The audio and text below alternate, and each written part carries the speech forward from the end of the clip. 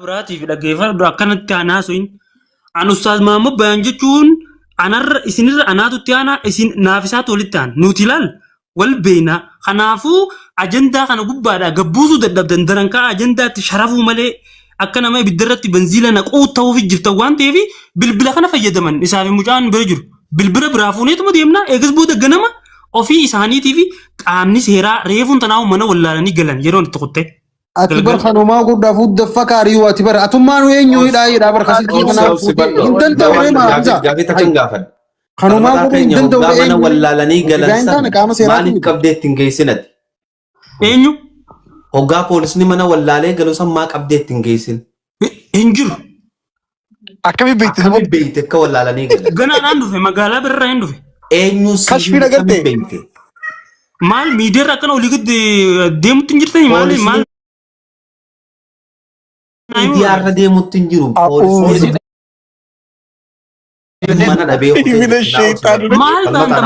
maal miidiyaa ajandaan baan ajandaan poolisii jette poolisii mana dheedhee poolisiin dheedhee dhabdee san poolisiin dheedhee dhabdee jechuu isa dhageesse nama naayime baanta poolisiin dheedhee dhabdee naan jette akkasiimi nama lakki karaa wallaalte jechuun nama waa'ee poolisii kana naayime barbaaddaniimi nama himeef jechuudha. Amma sanii miti Hamza Sheejjaa bira. Anamma yoon dogongorellee Adam haana sirreessu. Ustaaz Mahammad Bayaan haga ammatti wanni inni dalage.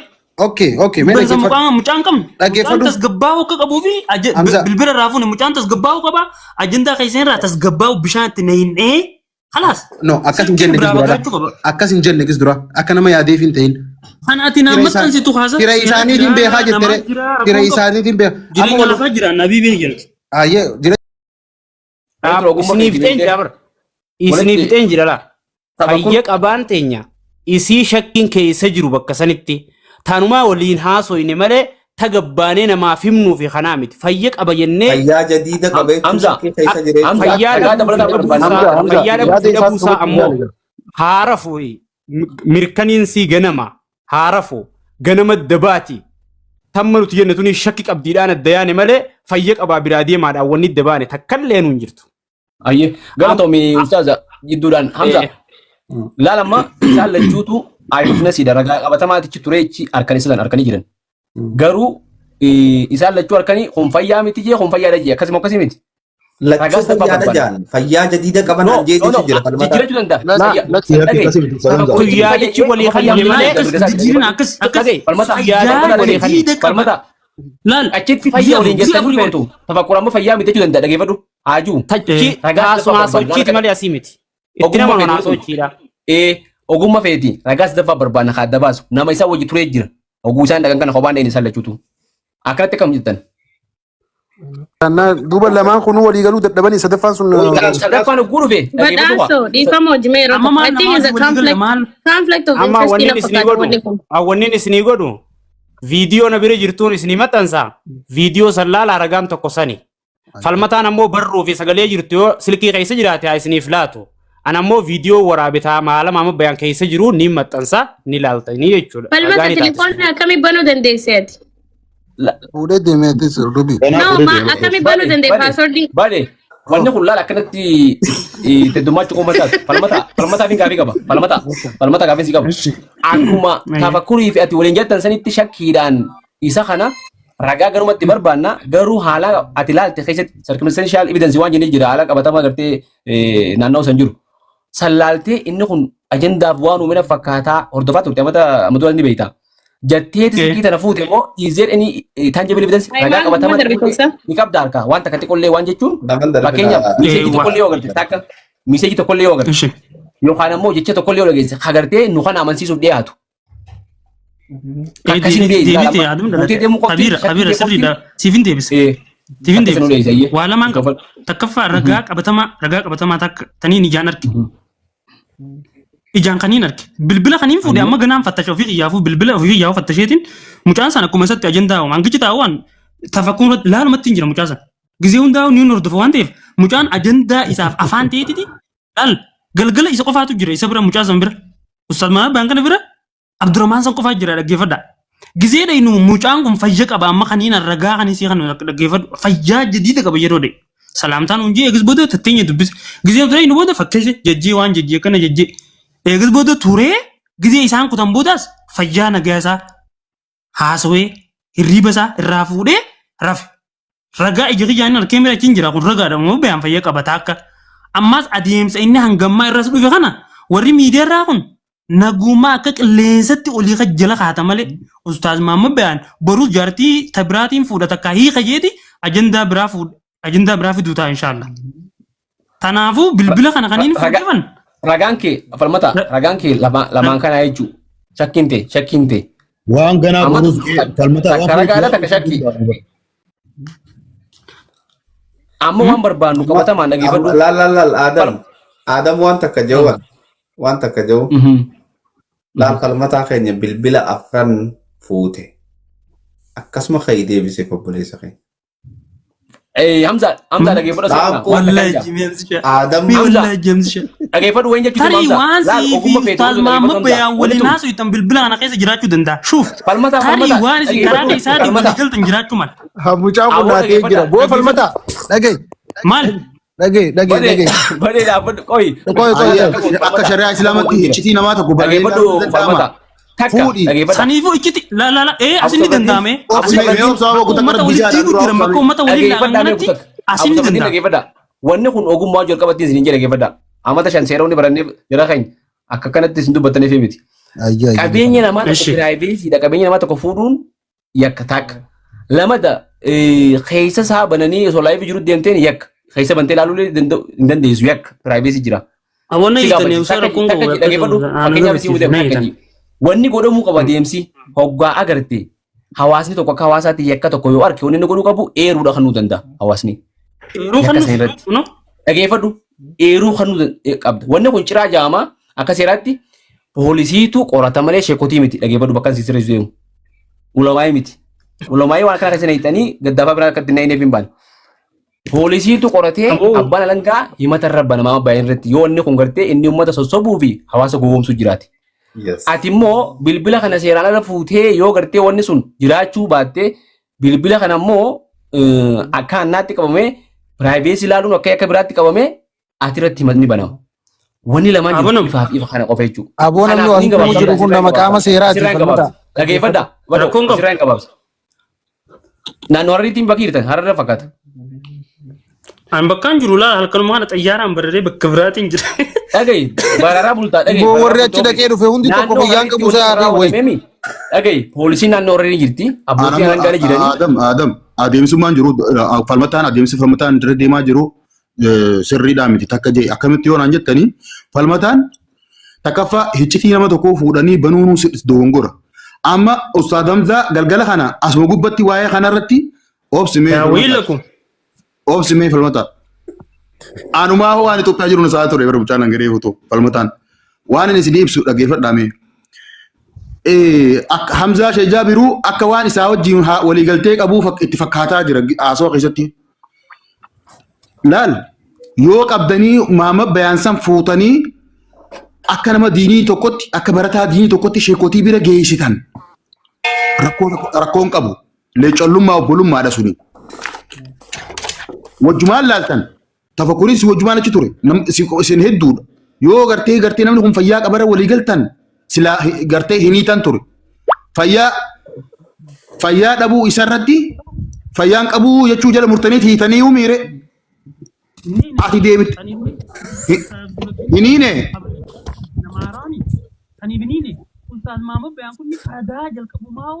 Sagaleen kee fagoo jira falmata. Sagaleen kee fagoo jira falmata nuu tolchi sagalee. Hidhaan irraa hiikee jettee min falmataa garuu. Ni obsaa mee guutakame. Laal ni ammaan tana laa wanni baduun jiru isin dhaggeeffadha wanni baduun jiru jalqaba Ustaaz Mahammad Bayaan yoo dhukkube mana hakimaa geessaniituma eegas booda immoo akka isaan miidiyaadhaan bilbila kanaan miidiyaa walitti hin laayine bilbila irraa guranii iccitii jirus laalanii eegas booda Mahammad Bayaan yoo nii fi inni waan garagaraa bar bilbila irraa fuudhanii miidiyaa irraa guruun falmata waan sirrii dhaggeeffadhu. Mee obsa Mahammad Bayaan qaama seeraati jira rakkoon qabu. Assalamu alaikum. Ustaaz Hamzaa dubbannoo mee waggaa takka dhiifama wajjin. Poolisiinis galgala dhayiteetiiti mana wallaalte shufu isaanii dhaggeeffadhu galgala Amma poolisummaanu odeeffannoo kan ijaangartee simtaaf dhumtee dubbiin.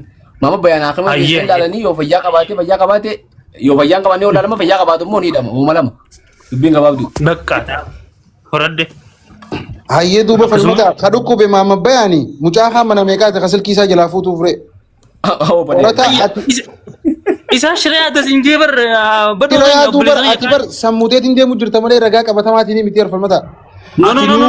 Tabar akka waan nuti isaa wajjin waliigaltee goone tokkotti as gad nu afaan garagaraa jirta gisee feeti. mee ogguuta kashaan siinaa kannaa waliin dubbadha ustaadamsa. Angaran galla dhiifam. Mee takka dubbadha ayyee gurmeessaa dubbadhu. Anaat dubbataa dhiifamaa jira salaamu alaikum hundi keessanuu. maa bayaan qaaxiraal kan lamaa qabaa. maa bayaan osoo akkanan tatteen dura rakkoo guddaa amma haasawuma isaaniitirraa warrumaa maa bayaan jiruu dhorku jiruu jira kana siigalee jira lamaan as gubbaa taa'u kanaafi. Deem jaldees deem beektu. Usurra. Maalin beektu taasoo kan keetirraa yennaa maturaa isin jira. Hin beektu maamma bayaan itti dhiyeenyaan hin beektu. Us halaalaa sagalee dhaggeeffatu. Aboo falmataa Halaalaa sagalee isaa dhaggeeffatu. Hin beektu maamma bayaan. Sagalee isaa dhaggeeffadhan jiimboo xiyyaa dhagee. tafakkur hin tuqina tafakkur waan yaqiin ragaa kijibaratti illee hin baane shakkiidhaan waan shakkiitillee ragaa qabatamaan fakkeessine tafakkur hin tuqina. Tafakkur yoo jecha kana jijjiire wallaahi laazim yoonii fi waan kana jijjiiran isaas hin beekan maal akka yoo namaa jecha miidii rabbee takka nama dhagaamtii waan akkasiitiif Atis ta'uu fata tafakkur Waan naa barreessan keessan siimu falmataa fi mama bayaan jidduu akka wal dhabbeen jiru. Wallahi wabillahi amma naa barraa'e amma naa ergan kunu biyyarraa asii miti biyyarraa naa ergan. Isi abarreessanii kabarreessanii fi kana hedduu Nama barreessan mukti dabo. hin jarjarin. Abu Sabratti. Aboo dubbiin tun laaqaa qabdi wallahi lazim laaqaa qabdi dubbiin. Adda Abu Sabraddiin amma hundaafuu viidiyoolee jechuu waraabne tamaama bayaan akkaataa inni itti lafarraa ol fiigu akkaataa inni itti baaragee lafaa ka'uu fi akkaataa isa lafa qabnu hunda viidiyoo waraabameen na biraas jira. Waan namachi dhaqe qofa eegdanii miti viidiyoon ni jira waan ta'eef viidiyoo sanis ni ilaaltan silkeetii yareessa jira waraabeen jira waan ta'eef. maal jechuu deemtu du'a? Osoo falmataan silkii si harkaan fuune poostu godhe. Kanaaf amma asirra wani tokko hubachuu qabdan. Ani niin baha waa lama. Koy tafakkur koy osoo hin baane wayin. Waa lama. Dhaabu tafakkur. Waa lama. Waamsaan dhaggeeffadhu gutak. Di dubbata gutak jecha lamaan si dura jaa tafakkur. Laalaa jara keenya zaahira waan lafa jiruun isiniim. Mucaan silkii haa qabu garuu ammoo maamma bayaan nageen qabu. Maamma bayaan mataan isaa nageen qabu. Ammoo silkiin inni fuudhee deeme tun akkasi fuudhanii fiiguun seeraan ala takkaffa. Eega fuudhee deeme ulamattiin geessaa osoo hin ta'in amma mana poolisii dhaqee silkii tana haa geessu osoo nuti garuu silkii afranuu. Siigalee? Maama bayaan maatii qaba maatiin ni dhufti maatii kan namti silkiin maal rakkoo qaba. Lakki poolisiin haa qoratu bar dubbii maatii bira kutte tafakkur. Lakki laalamma isinii wajji dhaqee falmataan ani jechuma isaarraahu dhangalgalumaa silkiin fuudhuu dhaqe jechuun tun naaf hin taane duraan dursu. Akkana. Daraaraa naqe daraaraa imma kajoona. Silkiin fuudhuu dhaqee jechi jiru kuni qoy dhaab. Eegaaf itti yaadee ragaadhaan malee yaadee silkiin fuudhuu dhaqee jechuun tun duraan dursee waan nama gammachiisullee miti.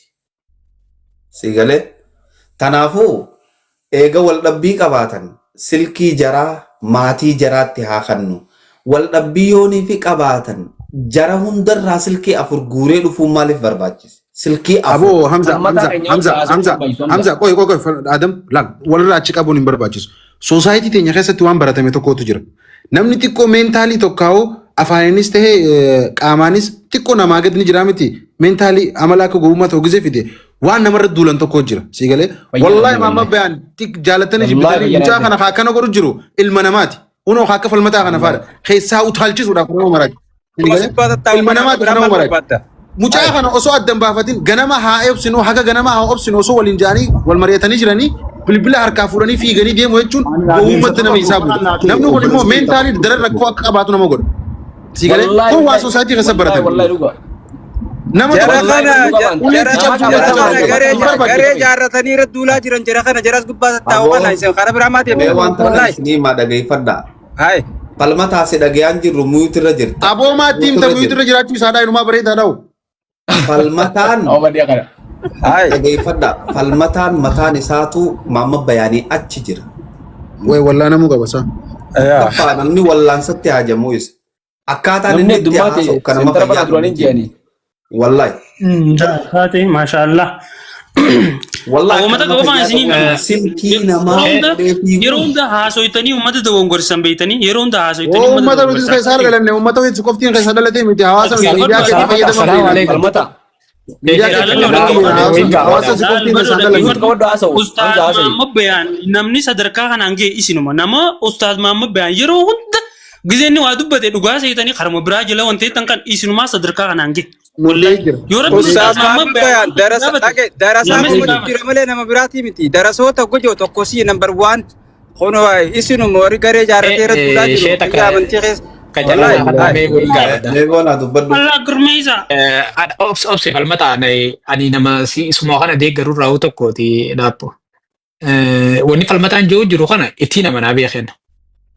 Irra guddaa waan ustaazaniitii fi ulamaa'ii kanaatu laalee nama san karattiis deebisee wanna jaa malee akka aadamiis joosanitti kara seeraatii fi silkii kara seeraa dheeyitee seeraan ustaazota jidduu laaltu nagare ustaazota warruma ustaazanii yookaan sheekoowwan aalimtootaa jidduu laalee waan san dubbata.